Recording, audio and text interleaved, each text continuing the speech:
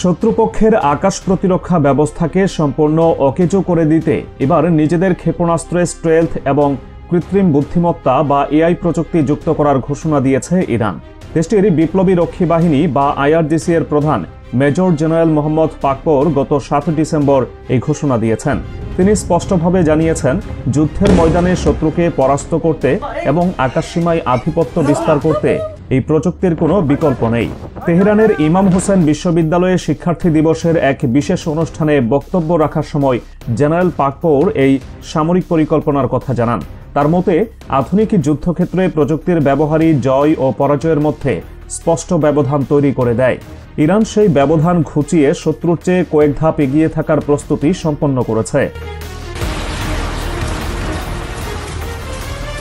General পাকপোর গত জুনে সংঘটিত ইসরায়েলের সাথে ১২ দিনের যুদ্ধের অভিজ্ঞতা তুলে ধরেন। তিনি উল্লেখ করেন, সংঘাতের সময় শত্রুপক্ষ তাদের সর্বোচ্চ প্রযুক্তি ব্যবহার করেছিল, কিন্তু ইরান সেই প্রযুক্তির বিপরীতে নিজেদের সক্ষমতা প্রমাণ করতে সক্ষম হয়েছে।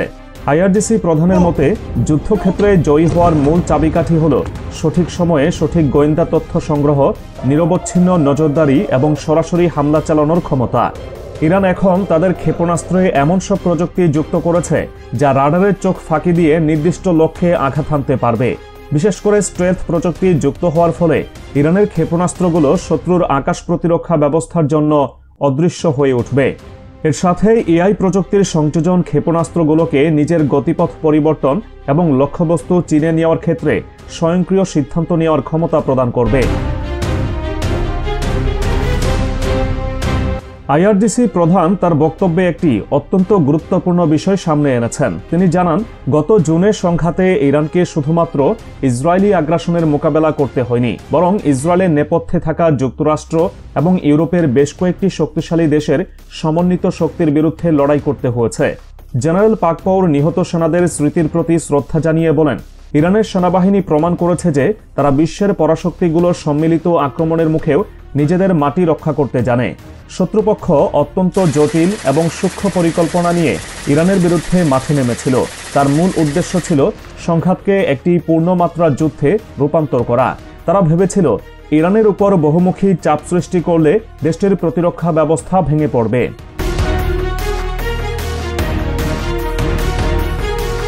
পশ্চিমা জোট এবং ইসরায়েলের ধারণা ছিল ইরানের গুরুত্বপূর্ণ স্থাপনায় বোমা হামলা এবং শীর্ষ কমান্ডারদের হত্যার মাধ্যমে দেশটিতে চূড়ান্ত বিশৃঙ্খলা সৃষ্টি করা সম্ভব হবে। তারা ভেবেছিল এই ধরনের আক্রমণের মুখে ইরানের চেইন অফ কমান্ড বা নির্দেশনার কাঠামো ভেঙে পড়বে, কিন্তু বাস্তবে তার উল্টোটি ঘটেছে। জেনারেল পাকপোর দাবি করেন, শত্রুর এই উদ্যোগ সম্পূর্ণ ব্যর্থ হয়েছে।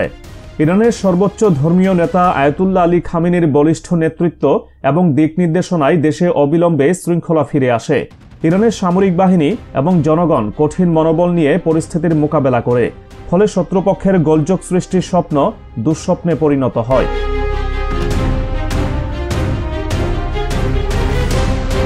যুদ্ধের ফলাফল সম্পর্কে আইআরজিসি প্রধান অত্যন্ত স্পষ্ট বার্তা দিয়েছেন। তিনি দাবি করেন, বিদেশি শত্রুরা ইরানের ক্ষেপণাস্ত্র হামলা এবং জাতীয় সংহতির মুখে শেষ পর্যন্ত পরাজয় বরণ করতে বাধ্য হয়। পরিস্থিতি এমন পর্যায়ে পৌঁছায় যে আগ্রাসনকারীরাই শেষ পর্যন্ত যুদ্ধবিরতির অনুরোধ জানায়। পাকপোর বলেন, শত্রু এখন ইরানের সক্ষমতা সম্পর্কে পরিপূর্ণ ধারণা রাখে। তারা খুব ভালোভাবেই জানে আগামীতে যদি তারা কোনো ভুল পদক্ষেপ নেয় বা পুনরায় হামলার সাহস দেখায়, তবে তার জবাব হবে আরও রূঢ় এবং ধ্বংসাত্মক। ইরানের হাতে থাকা নতুন প্রযুক্তির অস্ত্র এবং ক্ষেপণাস্ত্র ভান্ডার সম্পর্কে শত্রুপক্ষ সচেতন হয়েছে। তাই নতুন করে ইরানের বিরুদ্ধে আগ্রাসনে যাওয়ার আগে তারা এই পরিণতির কথা বারবার চিন্তা করবে। এই বক্তব্যের সমর্থনে ইরানের ইসলামিক রেভলিউশন গার্ডস কোরের মুখপাত্র ব্রিগেডিয়ার জেনারেল আলী মোহাম্মদ নাইনি বেশ কিছু চাঞ্চল্যকর তথ্য প্রকাশ করেছেন। তিনি দাবি করেছেন, গত মধ্য জুনে চলা ১২ দিনের যুদ্ধের সময় ইসরায়েলের কঠোর নিরাপত্তা বেষ্টনী ভেদ করে ইরান একাধিক সফল হামলা চালিয়েছে। জেনারেল নাইনি জানান, ইরানের ক্ষেপণাস্ত্র বাহিনী ইসরায়েল নিয়ন্ত্রিত হাইফা শহরের বৃহত্তম তেল শোধনাগারে ২ বার সফলভাবে আঘাত হানে। হাইফা তেল শোধনাগার ইসরায়েলের জ্বালানি সরবরাহের অন্যতম প্রধান কেন্দ্র। সেখানে ইরানের এই নিখুঁত হামলা প্রমাণ করে যে ইসরায়েলের আকাশ প্রতিরক্ষা ব্যবস্থা বা আয়রন ডোম ইরানের ক্ষেপণাস্ত্র রুখতে ব্যর্থ হয়েছে।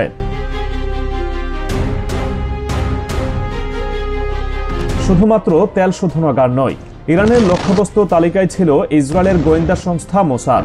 ব্রিগেডিয়ার জেনারেল নাইনি নিশ্চিত করেছেন যে মোসাদের একটি গোপন গোয়েন্দা স্থাপনা লক্ষ্য করে ইরান ভয়াবহ হামলা চালিয়েছে। এই হামলায় মোসাদের ৩৬ জন সদস্য নিহত হয়েছে বলে তিনি উল্লেখ করেন। এটি ইসরায়েলের গোয়েন্দা বিভাগের জন্য একটি বিশাল বড় ধাক্কা।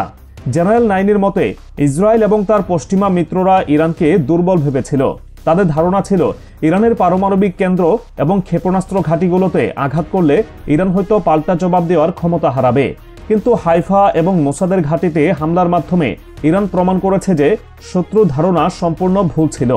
এই ভুল হিসাবের উপর ভিত্তি করেই ইসরায়েল ইরানের বিরুদ্ধে যুদ্ধ শুরু করেছিল এবং শেষ পর্যন্ত তারা বড় ধরনের ক্ষতির সম্মুখীন হয়েছে।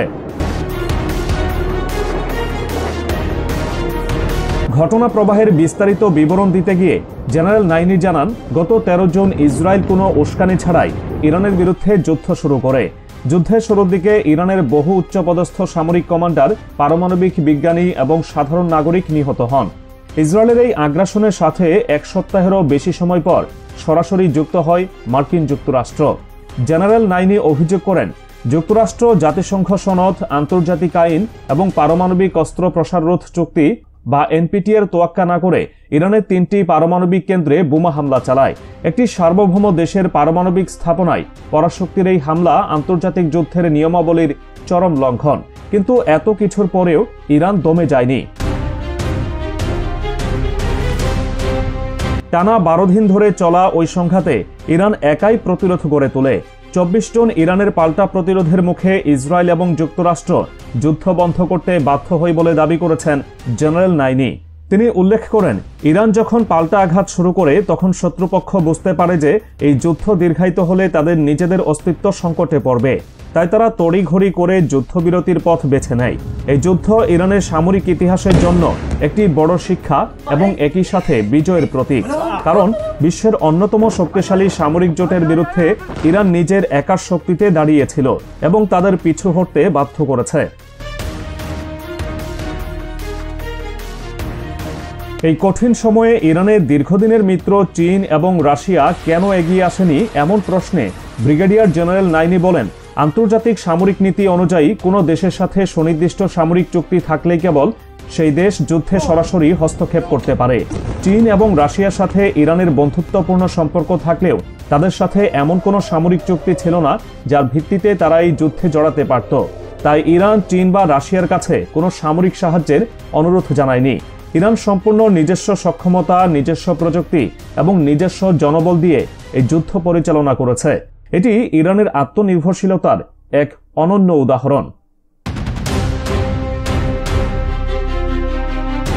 জেনারেল পাকপোর এবং জেনারেল নাইনির দেওয়া তথ্যগুলো বিশ্লেষণ করলে দেখা যায় ইরান তার সামরিক ডক্ট্রিন বা নীতিতে বড় ধরনের পরিবর্তন আনছে।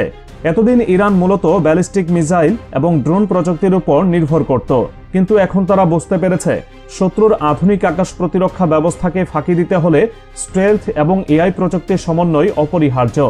স্টেলথ প্রযুক্তির কারণে রাডার ইরানের ক্ষেপণাস্ত্র শনাক্ত করতে পারবে না, আর এআই প্রযুক্তি শেষ মুহূর্তেও লক্ষ্যবস্তু পরিবর্তন করে নিখুঁত আঘাত নিশ্চিত করবে। এই দুই প্রযুক্তির সংমিশ্রণ ইরানের ক্ষেপণাস্ত্র ভান্ডারকে বিশ্বের অন্যতম ভয়ঙ্কর মারণাস্ত্রে পরিণত করবে।